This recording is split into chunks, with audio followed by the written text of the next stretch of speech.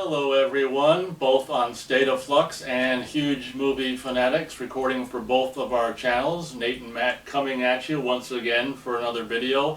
If memory serves, I'm getting older and not younger. I think we're here to talk about Alligator, correct? We are here to talk about Alligator. Now this is something that you asked me to see, so we could review it. I'm kind of interested to see why. What, if this is this will be interesting to see if this is a movie you like, or if a movie you want to. Do you want to start? Because I'm really interested in hearing why this title, out of nowhere, just Alligator. And for the record, I've known about it forever, and I love Robert Forster as an actor, and I was excited. Anything with he's in, I'm fine to see. And I can remember an interview. I don't know what the hell it was for. If it was for Avalanche or something, where he talked about one of his best experiences on a movie was Alligator or something. Have you seen that? I have not, no. It might have been for the Blu-ray release of Avalanche, he might have been maybe he might have said that in his Avalanche interview. I, until you mentioned it, had forgotten that Avalanche was a movie that I've seen. But it was a good one, if memory serves. I like it. I like them winter, disaster movies. Yeah, I went through a small period where I liked those. Alligator is a movie that I came to, and this, I guess, is a slight tease for my channel, everybody. I am committing to doing a year-by-year movie, best of the year movie lineup, where I watch a bunch of different movies. Every movie from each year. I have a very detailed. There's going to be an explanation when it comes up. Okay. But I put it to a poll on my channel, which decade to start, and the 80s resoundingly won. No surprise there. So I started with the year 1980, and so I was just picking a bunch of movies. Oh, okay. And one of the ones that I chose. Well, it was at the beginning alphabet. Well, that's not why. One of the ones that I chose was Alligator because I needed to sub something else out because I just didn't have access to it. So I swapped in Alligator for something else, and the reason I watched Alligator is back in the day my dad used to have what I thought of as the film Bible. It was a Leonard Maltin book of movie reviews. We might have something like that too. And he would come out with new editions of it every couple of years, and my dad and I would pick them all up every time they came out. And because Alligator's at the beginning, I would just look for movies that were positively reviewed. And I saw Alligator was always a positively reviewed movie. He gave it 3 out of 4 stars, and he just traditionally didn't like violent movies, so I thought that was kind of neat. I'd always meant to see it, but I also at the same time would look at that poster and be like, I just wrote it off as being a crappy Jaws knockoff. One of the many Jaws knockoffs. I recently saw, which was horrible, very briefly. I don't have to talk about it. God dang it, my old brain. It was an octopus. Tentacles, I think it's called. Tentacles. Tentacles? Tentacles. I saw it on YouTube. Interesting. Tentacles. I've not heard that. Because, the title of Jaws is the dangerous part of the shark. Yeah. What's the dangerous part of the octopus? Yeah, I guess. The tentacles. Anyway. So I came to Alligator. Sorry. I came to Alligator and I was like, let's give it a shot. I didn't even know who was in it. Oh, you didn't know that? Okay. No, and when was this? When did you see it? The day I texted you. Oh, so recently. Yeah. Well, it was kind of a while ago, but this year? Yeah, this year. It was in May. Okay, yeah. Okay. June? Yep. Okay. I think it was June. Yeah, it's quite a while ago. I was shocked to discover how much I enjoyed the movie, because I did write it off as being a crappy Jaws knockoff, and to a certain extent it is, but particularly the first half of the movie is insanely good. It pulls you in, and it's much like Jaws. It tells a personal story first, or alongside this creature feature aspect of the movie, which I think most of the Jaws knockoffs, like Piranha and all those things, didn't really do that. They just kind of launched full force into, there's creature out there, we gotta stop it, and you didn't really get, get to know any of the characters, or it's just all fodder. Fodder. I'm your fodder, Luke. Robert Forster, you actually got to know a little bit. Now, And he's good. Did you like him before you seen Alligator? At Oh all? yeah, I probably saw him first in The Black Hole in the '80s. I was like, I've still God. not seen that movie. Yeah, I know. I've not seen that one. That's one of my. I will review that one when I get to that in the '80s. That said, my first introduction to him was Jackie Brown. And he was fantastic in that. So that's when back when I saw that 15, 20 years ago, I started seeing other movies that he was in. Never realized he was in Alligator. But I thought, as I say, like, the movie's an hour and a half. I think the first hour of that movie is really good, really tight. It builds suspense. They go visceral pretty fast with, like, that opening scene where the... I was surprised about that. Like, a minute or not even a minute in, all of a sudden we're going to rip his leg off. Yeah, it goes hard fast, and then it pulls back and gives you, like, a lot of time for the sort of suspense to swell.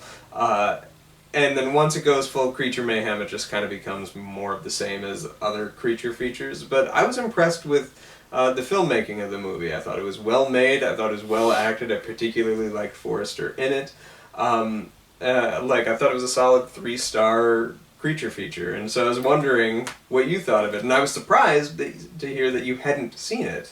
Yeah, I guess it never really interested me, and unfortunately it still doesn't, I'm afraid. But you mentioned character development. Like, what the hell characters development? Like Robert Forster? Yeah, Forster. Like, you spend a lot of the beginning of Jaws kind of getting to know Brody in his day-to-day life.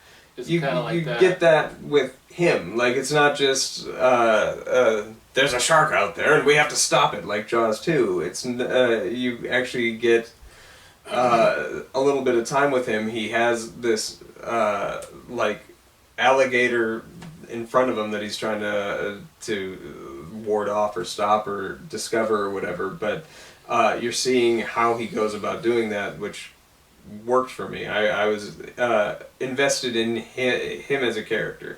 I love Robert Forster, and I was excited to see this because, like, 1980, I mean, I like a lot of movies from 1980 and Robert Forster and, like, creature feature and stuff. And honestly, when it did begin like that, where it was like, holy crap, like, the violent scene, like, within the first minute of the movie, I was excited. But then it was kind of like, oh, the girl wants the little pet alligator. And I can't remember, I imagine the story or whatever they call it, the urban legend, was it before this movie, or did this movie start? Yeah, that dates back to, like, the 50s and stuff 50s, like that. Okay. So this movie follows the urban legend of the flushing, even before then, maybe 1731, who knows. Flushing the baby alligator down the toilet, and then it ends up eating, there's some big huge pharmaceutical or something company doing tests on dogs with growth hormones or something, and they throw the corpses into the sewer, so this thing's been eating them corpses, and monster mayhem ensues. And I'd probably agree with you, like, the first third is probably, for me, the strongest part of the movie as well. And then honestly, like, because I don't know what the hell it is about Robert Forster, like, I could watch him just eat cereal watching TV in the morning, like, he's just so just like the everyday kind of guy. There's some charisma for me that Robert Forster. I've always liked him, and for me, that's the biggest strength about the movie is Robert Forster. I mean, I agree. Yeah. And for me, like, as the movie wore on, I got so tired of seeing the sewers. For me, a big part of a movie that, you know, makes me like a movie, like In a Violent Nature, for example, Friday the 13th, Meatballs, whatever, is just a beautiful location. Yeah, you're not going to find that in a sewer. And this movie takes place, a lot of it, maybe half or a third of it, if you add it all together, it takes place in these, you know, what stands in for possibly real sewer pipes and stuff. And, you know, I can be down there, like, for Chud has I was just going to ask you about Chud. Chud, yeah, how come you like Chud then? I don't know what it is about Chud. It's more, the sewers are more nasty. I don't know. Like, the sewers in Chud I don't know. I don't even hate the sewers in Chud, but maybe it has something to do with having seen Chud when I was a kid. I was just gonna say it's Yeah, probably because you were familiar with Chud from the get-go. I saw it when I was 11. Maybe Yeah. if I would have seen Alligator when I was 11, I'd feel differently about it. But seeing it as a guy pushing 50, I just got sick of seeing the sewers, and didn't do a whole hell of a lot for me. And there was one part of the movie where it was maybe the first third or getting into the second third, where they were down there with the chick. And one thing, well, I won't say this because I'll forget what I was going to say, but there was a part where a light flashed, and in the background you just see the huge gator head for just a minute when then the light goes away. Like, I thought that was great. And that was one of my favorite moments in the movie. Yeah. That's what I liked about it, is you didn't just see the thing right away. As I say, like, it's easy to compare it to the Jaws sequels and stuff and see, like, this is better than what the sequels to Jaws did. That, like, because in a lot of ways I view the sequels to Jaws as being Jaws knockoffs in the same boat. I can understand that. This one allowed you time before the creature fully emerged, and there was genuine, like, attempts at making it suspenseful and stuff like that. One thing I read, and we'll see what you think about this as well, like, one thing I don't know if I was just projecting what I thought it was going to be into it, but one thing I kind of read when I watched this movie is does it have, like, a slight humorous persona to it, like, or did I just project that into it? Like, it almost has, like, a playful background. Well, I mean, I guess the subject matter of an alligator in the sewer is kind of 1950s-esque monster movie, B-movie stuff, but it had this, well, kind of like that shot of the alligator where the light just glances on it and goes away. Like, it's almost playful, kind of, I don't know how to describe it. Like, it wasn't completely serious. I mean, obviously, a giant alligator movie. Like, there is a notion that you're meant to have fun with this. And I think that's, like, we were talking on the way here of the difference sort of between Halloween and Friday the 13th. One of the things that I view, Halloween, all the movies are so self-serious that it's kind of hard to have fun while watching them, even as slashers, whereas the Jason movies are a little more, I don't want to say campy, because campy's not the right word, but there's a notion of fun to be had with them. Especially with 6, I mean, come on. So that one's, like, actually satirical and funny. But, like, even all the other ones, like, you're designed to have a good time while watching this. And I think that kind of plays into Alligator. They're like, if we're going to make a knockoff of Jaws, let's do it really well, and let's have fun with it. And I think that the movie, especially, they might have a little too much fun towards the end when it's just all over the place. The ending, which I imagine when I was a kid, I probably would have enjoyed the ending the best. As an adult, I was just like, all right, let's wind this up. I get it. The ending being like just massacre at the party. Yeah, pretty much. Yeah. I was like, I get it. So yeah, unfortunately, and this goes back to, it's interesting because being a kid of the 70s and the 80s and things, I tend to lean towards movies from the early or the late 70s, early 80s and things, and it's kind of like, do I have a bias to that era? And it's kind of refreshing to actually see a movie from one of my favorite years, 1980, and actually not really like it, because it proves to me that no, it's not. I'm not going to just love anything if it's from 1980. And unfortunately, my experience with Alligator was just like, first 30 minutes maybe, was probably the best in my opinion, but then the last hour is just like, and honestly, for a 90-minute movie, it felt a lot longer, and unfortunately, did you you said 3 stars? Yeah, I give it 3 stars. The highest I can probably go is 1.5 stars out of 4 stars. That's fair. I mean, we see things different. I was really excited to see what you thought. And honestly, when I guess when the thing pops out, like, maybe it was more fun when you just got glances of it, and maybe for me it got ruined when it's just out, and however they did it, like, miniatures, and however they did it, kind of like the 50s. There's this movie there's all kinds of monster movies from the 50s where they put an animal in miniatures and have it destroy stuff, but maybe just having it get out and be mayhem, like you said, even, like, you're so old where the end scene, you're like, okay, enough. Maybe it's like we're just getting so old that the scenes that are supposed to be like the payoff scenes that everyone goes to see are the ones that were kind of like, eh.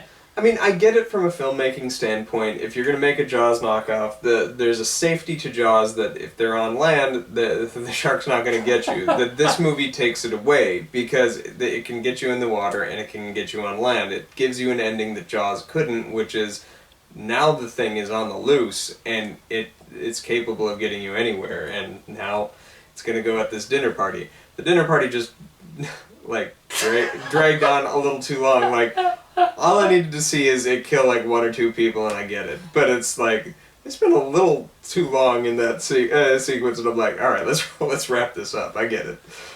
Before we end, one thing that I was going to say, but I didn't want to because then I might have forgot what I was going to say, was this is the era which I love, and this happened so much throughout the 80s.